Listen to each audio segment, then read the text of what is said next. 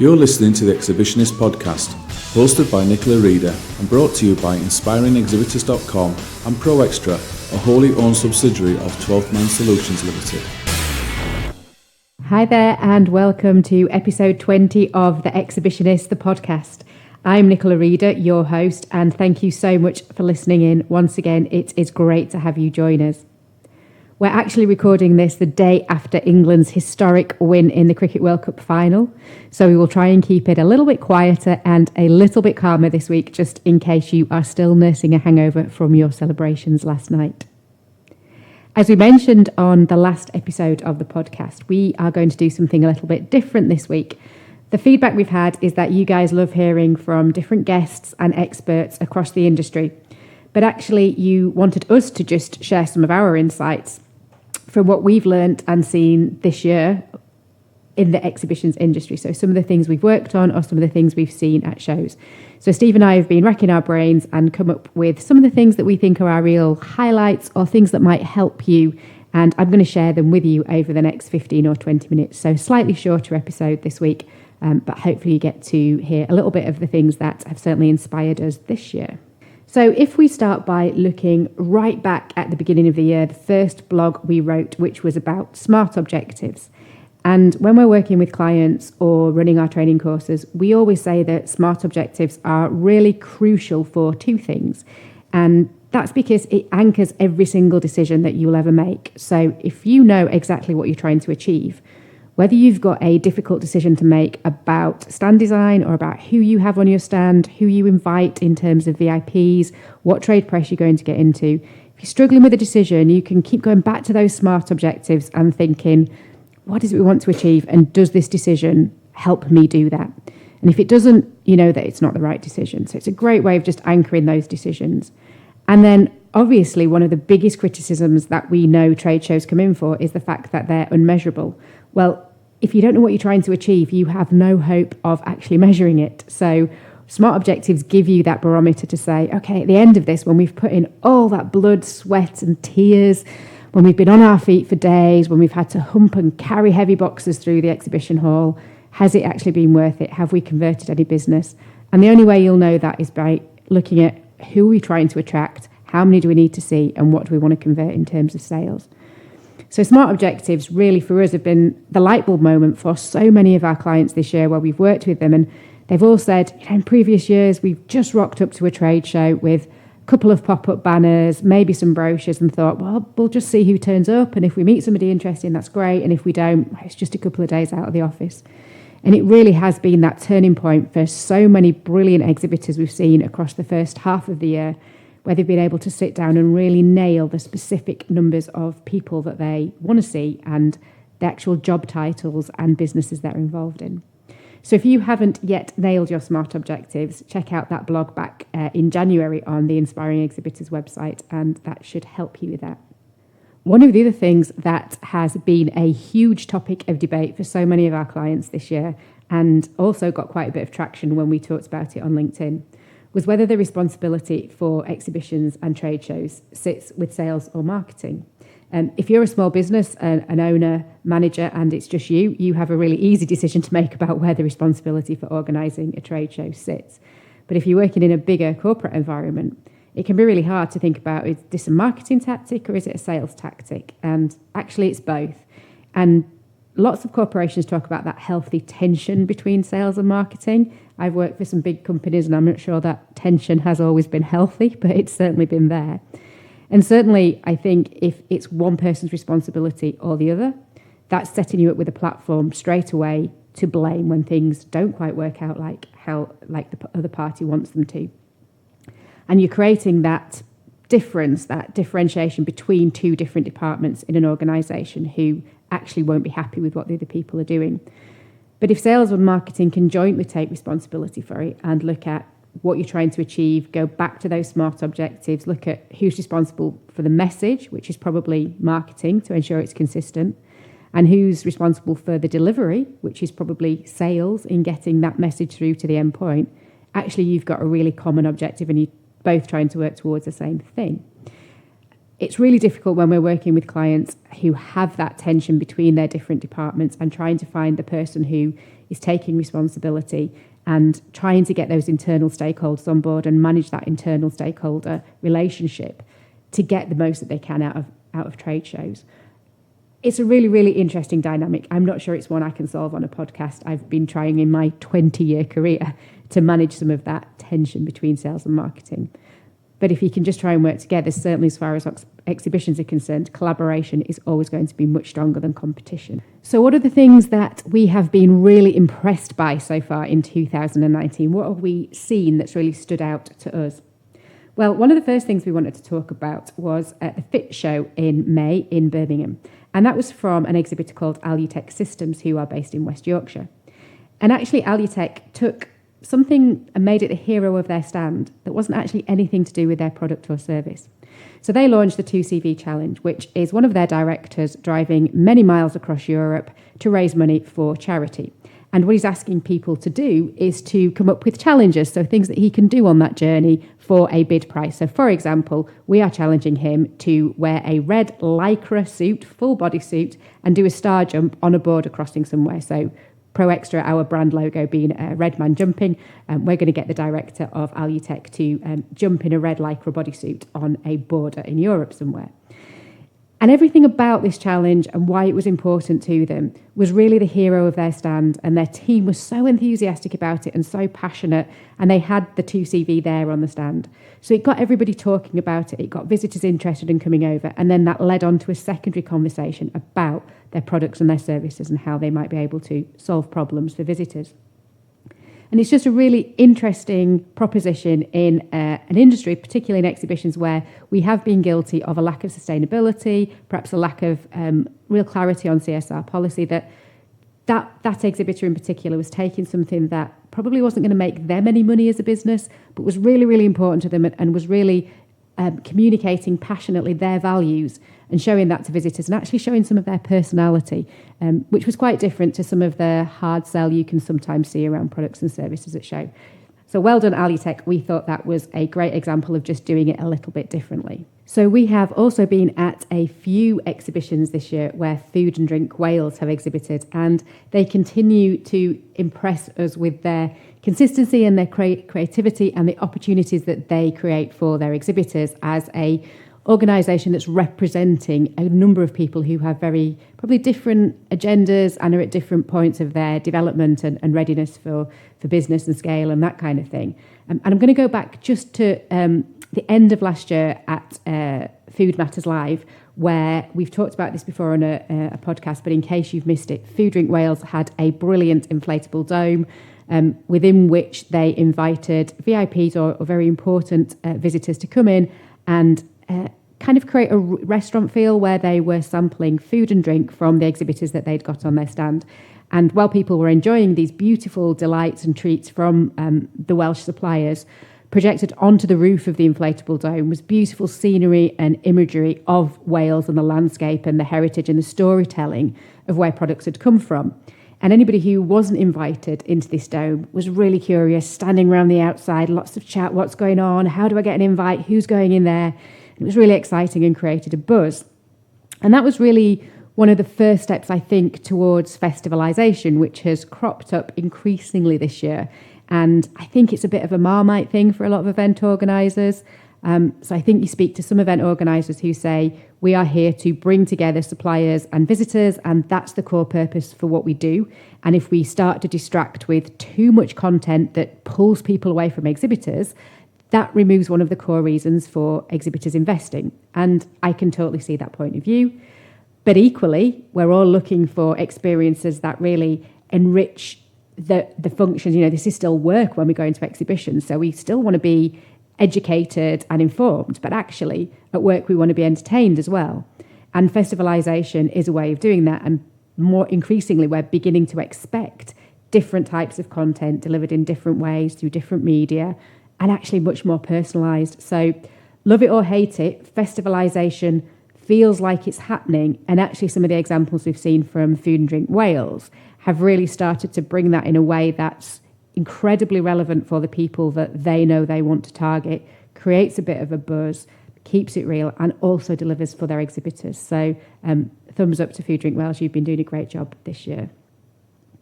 One of the other things we thought we might have seen more at trade shows, and we haven't yet, is AI and virtual reality. And we continually have this debate with a lot of people about whether virtual reality is the right thing for trade shows or not. And we've seen it executed at a number of different stands where it's people standing with a headset on, having a very personal experience. They're not engaging with staff. They might be learning something, they might be being informed. But if trade shows and exhibitions are all about face-to-face, standing there with some kind of headset on or helmet doesn't really feel like it's doing that. But it does feel like it creates opportunity for perhaps creating community. So maybe where we've seen it done well is in a small theatre experience where a thought leader is delivering some new insight or delivering some new software or innovation, and actually people have put on either headphones or headsets to get a better view of the intricacies of that software or that model or whatever it is that's being presented. But you're all still listening to one speaker, and that feels like you're part of a community, but being able to explore for yourself whatever's being presented. And that feels like quite a well thought through use of VR. But actually we've seen in some places, I think, it being delivered for the sake of being cool tech. And sometimes that doesn't necessarily work. We wrote a blog earlier in the year as well about what does AI and VR look like for the future. And potentially, I think where it's got real potential is in this personalisation. So as much as we're all looking for festivalisation and experience, we're actually also looking for personalisation. We want to walk up to a stand and those people already know who we are and know what our problems are, or we want to have answered some questions that actually kind of filter out some of the noise at trade shows and direct us to exactly where it is we want to go. And we're seeing some technology that's starting to come through and hopefully help people have a more targeted visit to a show. But it feels like there's huge scope for AI and VR to continue to develop within the exhibitions world, which actually, if you're listening and you're involved in that at all, and you've got any innovation or any case studies or any examples of things you're working on, we would absolutely love to hear from you, as would our listeners, and just hear about some of the things that you think could really revolutionise the industry. So what else have we been working on and what else have we seen this year? Well, one of the things that's continually cropped up is just how busy you event organisers are out there. So whether that's as exhibition organisers yourselves, as exhibitors working in the corporate world, or just as owner managers of businesses who are trying to fit a trade show into everything else you have to do. And it's really difficult because as much content as we can provide, whether that be a book, whether it be a podcast, whether it be a blog, whatever it is that we can do to help you, we're happy to do that. But where on earth are you finding the time to actually fit it in? And we've got lots of people who say to us, can I come on the show and talk about my new software, my new app, my new platform, my new tool, my new social media scheduling? And that's all great, but it's becoming increasingly clear to us that not only do you guys not have time a lot of the time to actually plan an event, you don't even have time to think about how could I make this better? How could I make it easier? Because events are quite often just bolted onto already very busy calendars of lots of other responsibilities. And it's something we grapple with a lot, thinking about how do we make big organisations understand how important events can be? And they're just as important as a TV advert or social media, and the power of those live events is in them working together rather than a one-off trade show, a one-off conference, a one-off tweet. And we've seen some of our exhibitors and our clients have real success when they've managed to put all those things together and they've started to work seamlessly. So, for example, we've worked with a client in the run-up to Automechanica this year, and he was in the automotive aftercare industry and was doing a little bit of trade press, a little bit of social media, just kind of when somebody said there's an opportunity here, send out a tweet or put this advert, and really was getting quite frustrated about, am I getting the best return for this? And we took a day with him just to sit down and think about, what is it that your business really stands for? What is it that you're really good at? What message do you want to convey? And created a suite of materials, so content copy for trade magazines, social media that we could schedule in, all around a really consistent theme. And just taking that one day has had such an impact on his business. And, you know, he had proactively people ringing him and saying, can I book an appointment with you at Automechanica because I really want to see your new equipment. I really want to hear what it's all about. And it was only a day, but now actually things are starting to run much more seamlessly, and we're starting to look at a more proactive campaign where it's all working together. So We know you guys are really busy. We know it's a constant fight for time and attention when you've got so many other things to do. But there are loads and loads of tools out there that will help you plan your events more effectively. And we'll keep trying to bring as many of those to you as we can and keep things as concise as we can in helping share with you the benefits that some of those might bring. Just pause a sec. One of the things that we have seen this year, which has been fantastic, is that it sort of feels like there has been an improvement in the quality of exhibitors at trade shows. There's a number that we've been to where it's just felt like people have upped their game a little bit. So I'm thinking maybe specifically of the National Convenience Show, which is a really well-established show, and a number of exhibitors have been going for a number of years, but they got some new names in this year, and that seems to have really invigorated everybody else. And the general standards across the show floor just felt like everybody was trying that little bit harder. And I think that's credit to the organisers who are starting to say, actually, let's give you some tools, let's give you some training, or we'll give you some blogs or some webinars or just some general advice about how you can be better at what you do. And we're seeing less of people on phones and people eating and 3,000 words on graphics boards. And that's always going to still be some exhibit the way that some exhibitors plan and deliver their shows. But in general, it's felt, whether we've been at IFE or Automechanica or the Energy Show or various other ones that we've been at this year, there has been an improvement in how exhibitors are portraying their proposition and talking to visitors. And that's absolutely credit to a number of the event organisers out there who are proactively now offering that training and that support to help people get a better idea of what it is that a great show looks like. So if you're an exhibitor and you've something coming up in the second half of the year and you've seen your event organiser advertise an exhibitor training day and you're thinking, it's not for me, I know what I'm doing, genuinely we would say just go along, because you might just pick up one or two things that fundamentally change what you do at the show and therefore the success that you have from it. So great work to all those event organisers out there who are already doing that, and exhibitors, it's free support, so go and grab it with both hands if you can. One of the things that we've been really surprised and delighted by this year actually is working to deliver training workshops in-house for teams that are going to exhibitions and being able to empower their squad to come up with their own rules. And it really makes a difference when you sit down with a group of people who've kind of been told how to behave at exhibitions before, and you say to them, okay, you guys make up your own rules, you decide how you want to behave, how you're going to hold each other to account for that, what your objectives are, and you really include everybody who's going to be on your stand in that process of planning for the show. And it was really visible to us with a couple of exhibitors we worked with, and I'm sure Mako won't mind me mentioning that we did a great workshop with them leading into the FIT show. And actually, when we saw them at the show, they looked so aligned and so united as a team, and we'd kind of given them a few hints and tips on how to move on those time wasters, those people that aren't really going to add any value, and they were so good at it. At the point that I walked onto their stand, someone came over and just said to me, "Who are you today?" Asked me a few questions. I obviously was of no value to them, and they shook my hand very firmly within about 30 seconds and said, "Well, I hope you have a great show. Do enjoy your visit," and got rid of me very quickly. And it was just brilliant to see that in action from a team. Actually, they had a few wobbles during the show because they were thinking we're not quite collecting the number of leads that we thought we might do or have done previously. But the results out the back of that have been absolutely stunning. And in terms of being able to hit the ground running and really deliver, because they've already done that pre-filtering, they've only got the contact details for people they know they can convert and that they know are going to be useful to them. It's been so much more efficient and so much more successful. So it's just been brilliant to see them come together as a team, talk about what they were going to deliver, then go and be that team and deliver it on stand and see it coming through in the results afterwards that have been so much more effective and so much more efficient. And that's happened across a number of our different exhibitors and clients. So if you're working with your team, just empowering them to come up with their own rules and think about how you're going to behave can have such a positive effect on your show, and we would really recommend it. With the clients we work with on the exhibitor side, we get to see a lot of different industries. So, for example, this week we have work that we're doing for people in the automotive sector, in the medical sector, in gears and engineering, in software for construction, a whole range of industries that we're working in, manufacturing as well. And actually, what we're hearing from a lot of them is that they're concerned about Brexit and that they're worried about what does that mean for their business. And actually, it's quite surprising in the exhibitions industry that we're not feeling that same sort of fear. Of course, there are going to be challenges, and of course, none of us have a magic global ball that can tell us what's going to happen in the future.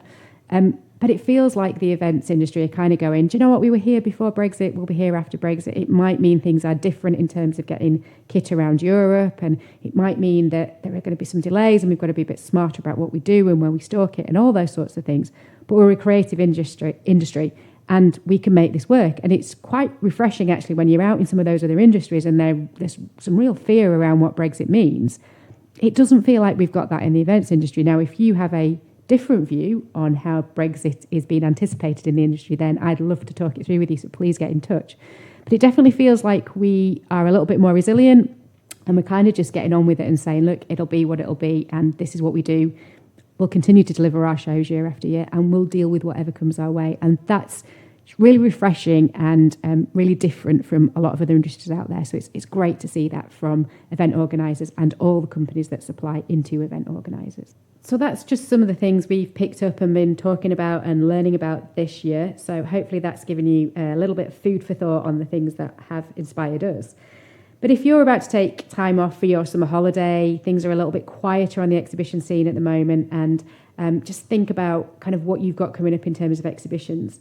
What are the 5 big things that we'd say to think about towards the end of this year as we go into the next busy season around autumn for exhibitions? Well, number 1, you still have stacks of time to set some smart objectives for those autumn shows. So we know there's a really busy calendar coming up across September, October. Definitely still time to set some smart objectives, and they are so fundamental to everything else that you do. So if you're lying on a beach, cocktail in hand, reading maybe one of the great business books that are about at the moment, just think about what is it we really want to get out of those trade shows and how are we going to achieve it. Or you could just forget about work completely and refresh and recharge your batteries. Second thing we'd say to start thinking about now is get pitching for 2020. So we talked about how busy event managers are, how there's a real lack of resource around exhibitions and trade shows generally in organisations. So start thinking now about which shows do you want to be at, how well equipped is your business for getting ready for those and delivering them brilliantly. How do you make sure that you get a really good share of the marketing budget, and how do you demonstrate the difference that live events and exhibitions can make to your aligned marketing plan in 2020? So start thinking now about how you pitch for a brilliant 2020 of exhibitions.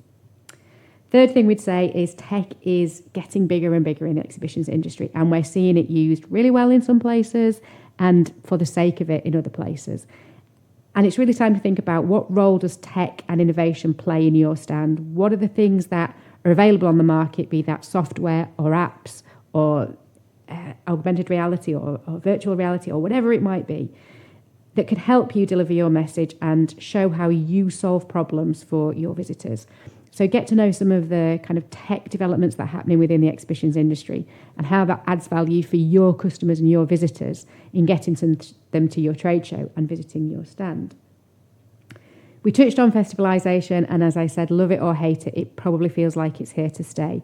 But if you just strip it down, what it basically means is, yep, you want to inform and educate people about what you do, but actually we want to be entertained. So just have a think about what's the balance like in your exhibition plan between education and entertainment. Are you delivering too much of one and not much of another? And actually, are you delivering too much entertainment and you've got the busiest, funniest, best stand to be at for having a great time, but actually when people leave, they haven't got a clue what it is you do? And we've been at some of those stands this year. So really just get a chance to think about, okay, have I got that balance right between informing people, entertaining people, and that word edutainment, festivalisation, whichever one you want to use, is it working as hard as it could do for you? And the last thing we'd say about the big things in exhibitions is let's just keep having some fun. So a number of clients we've worked with have just said, flipping heck, exhibitions are hard work. And they are. There's no getting away from it. You know, it's stressful leading into it. You've got so many different opinions, so much to think about, so much to plan. Everything's riding on your shoulders, and then you get to the show and you're just busy all day long and you don't get a chance to really sit back and enjoy it and just take a breath and think, yeah, I've delivered this. But actually it's fun, and what we've tried to help some of our clients do is try and find the fun in exhibitions again, try and find the things that just are really satisfying but also make you think, yeah, I've actually had a great time doing this. So it is a great industry, it is good fun, and sometimes it can seem a little bit serious and a little bit stressful, but definitely let's get some of that fun back into exhibitions. So hopefully that gives you 5 things to think about as you start planning for the rest of this year. We will do this type of podcast again at the end of the year and do a review of everything that we think has been brilliant. We're back to normal in the next episode of the Exhibitionist Podcast with a guest, and we are actually speaking to Alison Jones, who is a director at Practical Inspiration Publishing. And it's probably no coincidence to hear that they were the publishers that helped us with the Exhibitionist, which we launched earlier this year. And you might think, have we just asked Alison along as a mate or a friend or a favour? But actually there are so many synergies between writing and planning and delivering a book and delivering an exhibition. And she was one of the first people ever to read the content of the book and rang us and said, I'm going to a book fair next week and I'm pretty much going to change everything I'm doing. So she's some really interesting insight on what she'd been doing corporately as an exhibitor for years and how that changes now she's got her own business and what she learnt from the book and what she's done with it since. So that episode will be coming up in a couple of weeks and hopefully you will get lots from it. So that's it from me for this week, and thank you for putting up with my voice for 20 minutes. Yes, we have had the feedback that people don't like my voice, but I can't do anything about it. It's the only one I've got, I'm afraid. So thank you for sticking with it. Hopefully you found it useful. As always, there's a number of ways you can interact with us. So if you head over to www.inspiringexhibitors.com, you will find all the details of everything that we do, how to get in touch with us, and those blogs that might give you some inspiration for whatever you're struggling with. We've got the Exhibitionist book out, so you can get that through Amazon or through our website. And if you've read and enjoyed it, and more importantly, found it useful, we would love for you to leave us a review. So please head over to Amazon and do that. And on the website, you can find out how to get in touch with us if you want to sign up to our newsletter, which goes out every couple of weeks. Thanks again for listening. Hope you have a great couple of weeks and happy exhibitioning. Hop over now to inspiringexhibitors.com to subscribe to our newsletters, blogs and future podcasts, keeping you up to date with industry insight. While there, you can also find out more about our new book, The Exhibitionist, Inspiring Trade Show Excellence. Once again, thank you for listening.